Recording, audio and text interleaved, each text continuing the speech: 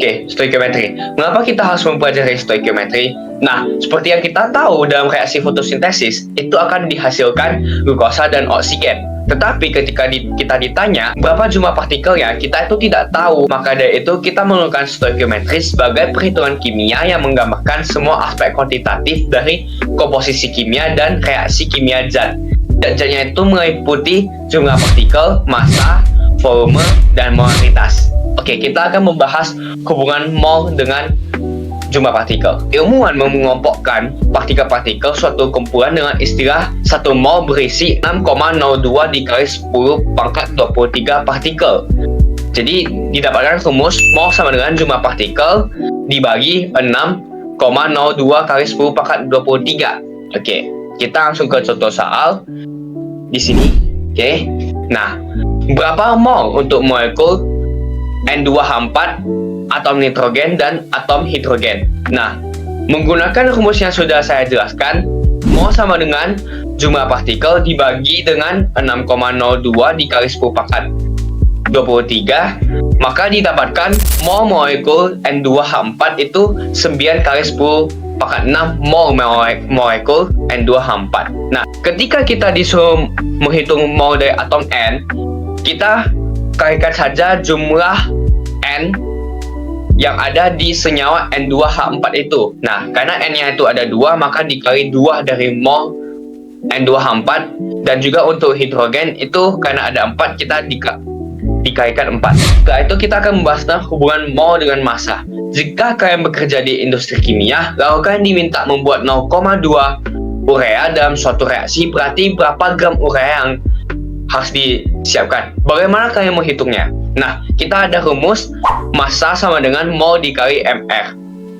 Kita bisa gunakan rumusnya, lalu untuk penyelesaiannya di sini.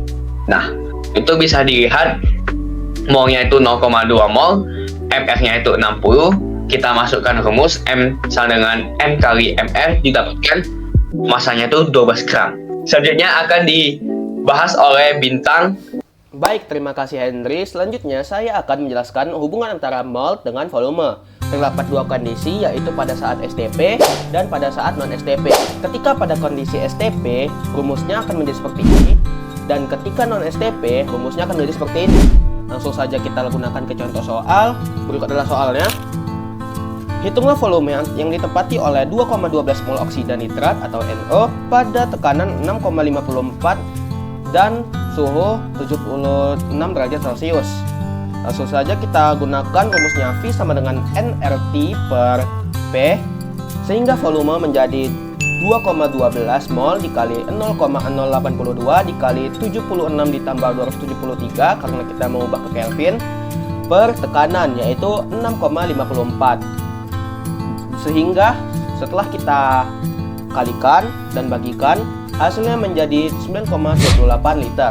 Selanjutnya, saya akan menjelaskan hubungan antara volume dengan molaritas. Konsentrasi adalah jumlah zat terlarut dalam setiap satuan larutan atau pelarut, berkaitan dengan reaksi dalam larutan.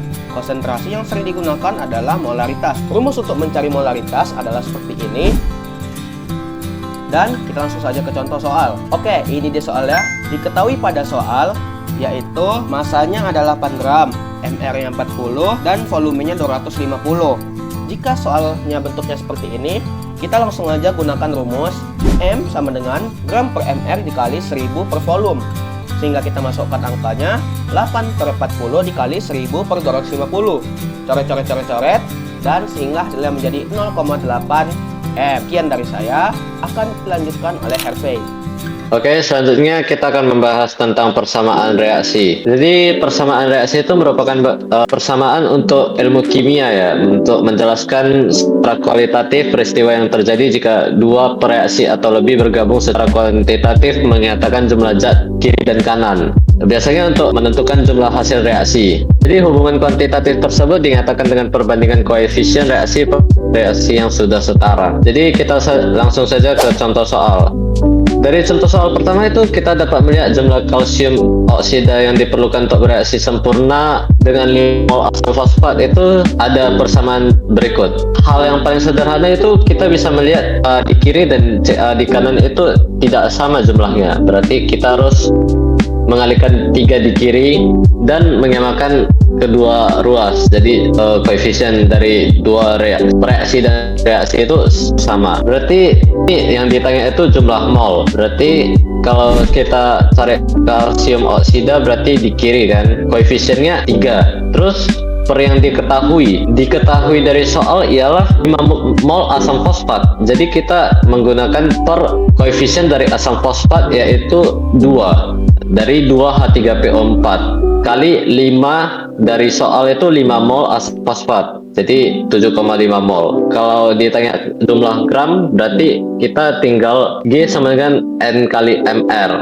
Selanjutnya kita akan membahas tentang reaksi pembatas. Jadi dalam praktek baik skala laboratorium maupun di dunia industri kimia tidak semua reaksi dapat bereaksi. Jadi salah satu reaksi itu bisa bereaksi semuanya, bisa bereaksi dan menimbulkan sisa bereaksi sebagian. Jadi biasanya ciri-ciri soal reaksi pembatas itu ialah ada 2 reaksi yang bersamaan itu bereaksi. Kita langsung ke contoh soal saja. Jadi diketahui ini dengan reaksi kimia Zn tambah O2 menjadi seng oksida. Jadi hitung banyaknya ZnO yang terbentuk jika gram seng itu direaksikan dengan oksigen. Jadi kita dapat melihat itu 2 zat kan direaksikan. Jadi kita dapat membuat reaksinya dulu dengan mencari mol dari seng dan oksigen. Oke. Jadi diketahui setelah menghitung mol seng itu 0,219 dan mol oksigen itu 0,232. Lalu apa yang dibuat dari 0,219 dan 0,232 ini? Kita bagikan dengan koefisien dari masing-masing reaksi. Jadi 0,219 itu kita bagikan dengan 2 dan 0,232 itu dibagikan dengan koefisien O2 yaitu 0,232 bagi 1. Maka yang lebih kecil itulah yang menjadi patokan kita. Berarti patokan kita di sini adalah seng dan sengnya itu berarti habis. Jadi gimana cari ZnO itu? Jadi ZnO itu dicari dari koefisien ZnO per koefisien Zn dikali mol Zn. Jadi kita bisa dapat dari sini 2/2 kali 0,438. Kita dapat itu 0,438 mol tetap. Kita cari gramnya dengan N kali MR, yaitu MR-nya 81,4. Kita dapat ialah 0,438 kali 81,4, 35,6 gram seng oksida.